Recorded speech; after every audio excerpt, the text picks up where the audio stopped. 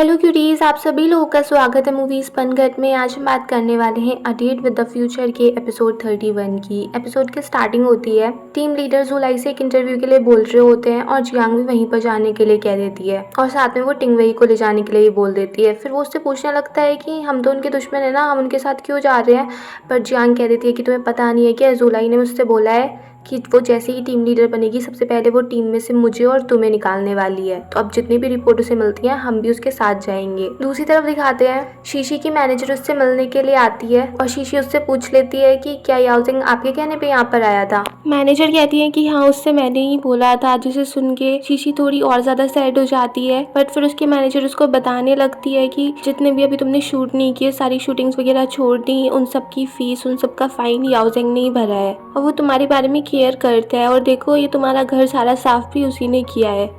But शीशी कह देती है कि उसने मेरे लिए कुछ नहीं किया है, बस अपने गिल्ट भुलाने के लिए वो ये सब कुछ कर रहा है और अब मुझे उससे कोई भी रिलेशन नहीं रखना है। फिर दिखाते हैं जुलाई, जियांग और टिंगवेई इंटरव्यू लेने के लिए जाते हैं। वहाँ पर वो फ्रीजर्स वगैरह चेक कर रहे थे। टिंगवेई वहाँ पर वीडियोस बना रहा था और जब जुलाई एक फ्रीजर चेक कर रही थी तब वो वहाँ पर अकेले रह जाती है और जियांग ये चांस देखती है कि यहाँ पर अकेली है और वो फ्रीजर का गेट बंद कर जाती है, जिससे जुलाई अंदर ही रह जाती है और वो गेट अंदर से खुल नहीं सकता था, सिर्फ बाहर से ही खुल सकता था। फिर टिंगवेई जियांग से पूछने भी आता है कि जुलाई नहीं है कि यहाँ पर, फिर हम साथ ही चलते हैं। पर जियांग कह देती है कि उसे हमारी फिक्र थोड़ी ना है, उसका काम हो गया होगा तो वो तो चली गई होगी, चलो अब हम भी चलते हैं। फिर दिखाते हैं जुलाई का सिग्नल भी नहीं मिल रहा था और वो वहीं पड़ी रह जाती है। वो तो वहाँ के कुछ अभी वर्कर्स गए नहीं थे, उन्हें लगता है कि ये गेट कैसे बंद हो गया, क्योंकि अभी तक तो उन्होंने कभी ये गेट बंद नहीं किया था और उनको अंदर पता चलता है कि रिपोर्टर यहीं पर है। फिर वो उसको हॉस्पिटल भेज देते हैं। फिर दिखाते हैं जब जुलाई की आँख खुलती है तब कैप्टन जिन उसके सामने ही बैठे होते हैं और वो उससे पूछ लेते हैं कि क्या वो ठीक है। और फिर उन्हें भी शक हो रहा था कि मुझे लगता है ये काम किसी ने ज़रूर किया है तुम्हें नुकसान पहुंचाने के लिए। तभी कैप्टन जिन के पास उनके कमिश्नर का फ़ोन आ जाता है और उनको पता चलता है कि अब से उनकी पोस्टिंग हेडक्वार्टर में हो गई है और वहाँ पर 1 साल के लिए उन्हें काम करना है और उसके लिए उन्हें तुरंत ही जाना होगा। फिर दिखाते हैं टीवी स्टेशन में बात चल रही होती है कि जुलाई हॉस्पिटल में है, उसकी ज़िंदगी बिल्कुल बहुत ज़्यादा खतरे में थी। और जब टिंगवेई को ये पता चलता है तो वो अपनी वीडियोस वगैरह चेक करता है तो उसमें उसको दिख जाता है कि जियांग ने वो गेट बंद किया था। वो जियांग से जाके कहने लगता है कि आपने ऐसे क्यों किया। पर जियांग कह देती है कि तुम्हारे पास कोई प्रूफ भी तो नहीं है और मैंने ऐसे कुछ भी नहीं किया है।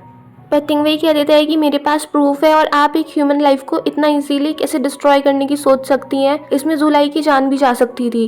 बट जियांग कह देती है कि अगर ये बात तुम बताओगे तो तुम्हें लगता नहीं है कि तुम्हें इस नौकरी से निकाल दिया जाएगा, तुम्हें कितने सारे कॉन्सिक्वेंसेस फेस करने पड़ेंगे, तब तुम क्या करोगे, तुमने इतने सारे जो एफर्ट्स किए सब वेस्ट हो जाएंगे।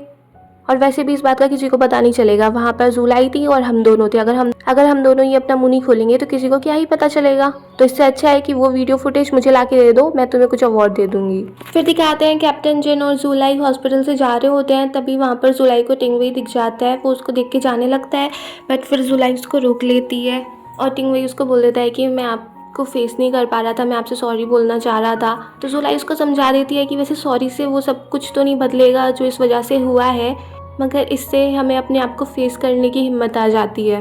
एक गलती से तो कोई ऐसा फ़र्क नहीं पड़ता है, मगर अगर वही गलती हम बार बार दोहराते रहे तो उससे सब कुछ ही बदल जाता है। फिर दिखाते हैं कैप्टन जिन और जुलाई फायर फाइटर्स के साथ लंच करते हैं और वहाँ पर वो लियू की फेयरवेल पार्टी दे रहे थे और सब कहने लगते हैं कि अब से तो जुलाई भी हमारा ही पार्ट है, उसने इतनी बार हमारी टीम की हेल्प की है तो ऐसा लगता ही नहीं है कि वो हम सबसे भी अलग है। फिर लियू जुलाई को वहाँ से ले जाता है और कहने लगता है कि मैं अपने हर फ्रेंड के लिए एक वीडियो रिकॉर्ड करना चाहता हूँ, तो प्लीज़ क्या आप उसमें मेरी हेल्प कर सकती हैं। तो जुलाई उसके लिए कैमरा वगैरह सेटअप कर देती है और तभी वहाँ पर कैप्टन जिन भी आ जाते हैं। वो कह देते हैं कि मुझे भी जुलाई के लिए एक मैसेज रिकॉर्ड करना है। फिर दिखाते हैं कि जब कैप्टन जिन जुलाई को घर पे छोड़ने आते हैं तो जुलाई उनसे पूछने लगती है कि मुझे पता चला आपने भी एक मैसेज रिकॉर्ड किया था। बट कैप्टन जिन कह देते हैं कि मैंने कुछ रिकॉर्ड किया है मगर तुम उसको अभी नहीं देख सकती हो, जब तक मैं परमिशन ना दूं तब तक इसको मत देखना। फिर दिखाते हैं टिंगवेई को फुल टाइम एम्प्लॉयमेंट का कॉन्ट्रैक्ट मिल गया था बट उसको साइन करने से पहले उसको जुलाई की बात याद आ जाती है और वो तब तो साइन करता नहीं है।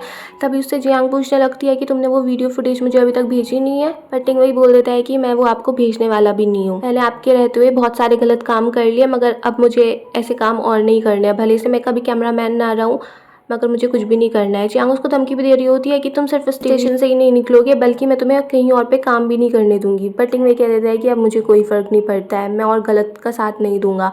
फिर दिखाते हैं जियांग परेशान हो गई थी, तभी टीम लीडर अनाउंस कर देते हैं कि एक मीटिंग होने वाली है, जल्दी से सब आ जाओ। और वहाँ पर वो बोल देते हैं कि अब से जुलाई नई चीफ होगी। और तभी उनको एक कॉल आ गई थी, वो वहाँ से चले जाते हैं और फिर जुलाई सबको वही फ्रीजर वाली फुटेज दिखा देती है। उसको देख के जियांग कहने लगती है कि ये सब कुछ गलत है, झूठ है, तुम मुझे फंसाना चाह रही हो, और वीडियो भी बंद कर देती है। पर जुलाई उससे बोल देती है कि सच है या झूठ है, मैंने तो ये वीडियो फुटेज पुलिस को दे दी है, वो खुद ही डिसाइड कर लेंगे और अब से तुम सस्पेंड हो। जियांग कहने लगती है कि तुम सिर्फ पर्सनल रीज़न की वजह से मुझे नहीं निकाल सकती हो। पर जुलाई भी कह देती है कि तुमने बहुत सारे गलत काम किए हैं और अब तुम्हें कोई नहीं बचा सकता है। तभी वहाँ पर पुलिस भी आ जाती है और वो जियांग को पकड़ के ले जाती है। फिर दिखाते हैं क्योंकि अब कैप्टन जिन 1 साल के लिए हेडक्वार्टर्स में जाने वाले थे, इसलिए लू फेंग को कैप्टन बना दिया जाता है। और कैप्टन जिन लू फेंग को समझा देते हैं कि अब सारी रिस्पॉन्सिबिलिटी तुम्हारे ऊपर है, सारे मेंबर्स तुमको ही देखने वाले हैं, मगर उसके चक्कर में अपनी इंजरी पे भी थोड़ा फोकस कर लेना, उसको मत भूल जाना, सारी रिस्पॉन्सिबिलिटी अपने ऊपर ही मत ले लेना। और फिर कैप्टन जिन और लिऊ सब लोगों से अपने बाय बोल रहे होते हैं। दोनों अपने फ्रेंड्स के लिए सॉन्ग्स भी गाते हैं। फिर दिखाते हैं कैप्टन जिन जुलाई को बताने के लिए आते हैं, तो जुलाई ही उन्हें बता देती है कि वो अब से चीफ बन चुकी है और उसने पहले ही दिन जियांग को सस्पेंड कर दिया। और फिर कैप्टन जिन भी उसको बता देते हैं कि उन्हें भी अब 1 साल के लिए हेडक्वार्टर्स में जाना है और वो अगले हफ्ते ही जा रहे हैं।